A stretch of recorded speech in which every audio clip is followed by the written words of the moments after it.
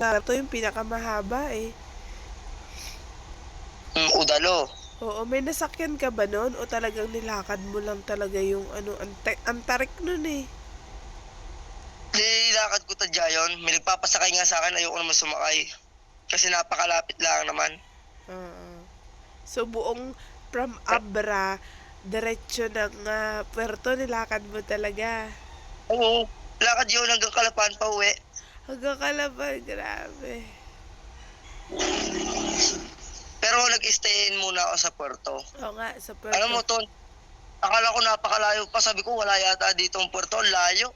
Tapos paglampas ko ng bridge, kita ko na yung borders ng Puerto. Ayun na, natuwa ko na. Oo, gusto kong puntahan si Lakad pa ako ng Katuklaw. diretso. Si Katuklaw, malapit lang yun doon. Ano yun, balatero lang siya. Oo, ilang beses ko nang nakaano si Katuklaw kasi nung gala light ng Occidental, gala light ng Oriental. Yun. Punta ako ng dali-diretso pa ako hanggang sa nakita ko na yung White Beach. Natutuwa ako eh. Ayun. Actually, hindi ko pa talaga nakita ng araw ang puerto. Nung nagpunta kami doon nila Kimtan, gabi naman. So, hindi ko talaga makita kung ano itsura ng buhangin doon. So, ano itsura ng Saan nag-ano kay ni Ma'am Kim doon? Wala lang, nagyaya lang sila. Saan sakay? Sa L3 ng Omba. Ibig sabihin, din kayo dumaan sa Abra. Oo, doon. Yung tarik na tarik. Tapos, ang hirap doon sa ibang daan talaga. Yun. Alibak pa. Oo, gusto ko yung makausap siya. Gusto ko makilala si Kim, Miss Kim. Oo nga gusto ko hindi mo pa nga pala siya na-meet. Oo. Video call kaya natin. Ay, sige, maaga pa. Tulog pa yon. Tulog pa nga. Oo. Doon sa yung kung saan tayo kung saan kita in-interview. Kailan ba magbubukas yun? 25. Sa 25 ba magbubukas? Yung kanyang clinic. Ilang days nyo balak tapusin ang Mindoro Loop? Depende. Pag-uusapan natin dyan, iniisip ko ngayong araw kasi na ito, papunta na ako dyan sa iyo. Ngayong araw? Oo, kaya antayin mo lang. Pero kung may trabaho ka, magtrabaho ka, basta mag-message lang ako sa iyo. Kaya inalam ko lang muna yung landmark. Kung sakaling hindi ka makareply, didiretso lang ako sa munisipyo, tapos doon na lang kita antayin. Ano kasi ganito yan? Ibig sabihin, nasa part ka na ng Bulalakaw? Sekreto. Kasi kung Bulalakaw po, kung nasa Bulalakaw, kung gagabihin kayo makaupunta din sigurado. Kung sa bus kayo sasakay, sa van, ganoon din, gagabihin din. Abangan mo nga ang vlog ko kung ano na nga nangyari sa akin. Abangan natin yan. Talaga. Keep safe na lang. Mag-ingat po kayo. Yun nga. Talagang ako bagay natutulog sa baka, ang alam ko magko-comment talaga. Ang iba dyan magko-comment ang iba. Napakadelikado. Baka kung ano mangyari sa akin. Delikado na po. Ganun. Hindi natin alam yung threat dyan sa labas. Hindi yan. Hindi natin kung sure kung may mga harang or wala. Malamig dito sa amin ngayon eh. Oo. Walang araw ngayon, no? Oo nga. Pero sa Occidental, mainit. Mainit. Dito yung malamig na ngayon. Yung hangin, kulang ba sa hangin? Kahit na maraming puno, walang masyadong hangin. Pero sa Occidental, napakadalang ng puno. Doon sa area namin, kasi siguro na puro kabahayan na. Pero doon sa bahay na nga. Pero doon sa lugar namin, yung binlag ko na yun talagang sa amin na, yun, nasa may bundok talaga kami. Kung napanood mo yun. Kung napanood mo yun. Napanood ko yun. Ano yun, sadyang bahay nyo or ano? Oo, yun talaga sa amin.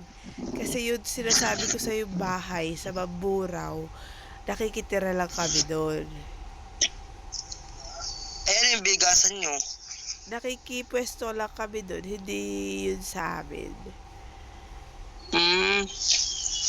Ibig sabihin, nagpapagawa na kayo ng bahay. Oo, doon. Yun sa may bukid na. Saan nga ang inyong lugar? Sa Mamburao? Sa Barangay Dos. Poblasyon dos din dito sa amin ngayon. Dyan. Yun. Sa Dos. Yes din. Ako, mauuna kayo kasi magpipiesta dito. Sayang, mauuna kayo ng punta. At June pa kasi pista. Dyan. Sige, okay Maraming lang. mga taga-Mamburao na taga dito. Taga dyan. Sa Nauhan. Alam niyo yung Orientalan? Doon sa bagong sikat, Nuebe. Ipilta natin. Nagpunta nga ulit ako doon. Yung mga nakita niyo doon sa labas? Oo. Doon, mga taga dito yon. Kababayan mo pala talaga, no?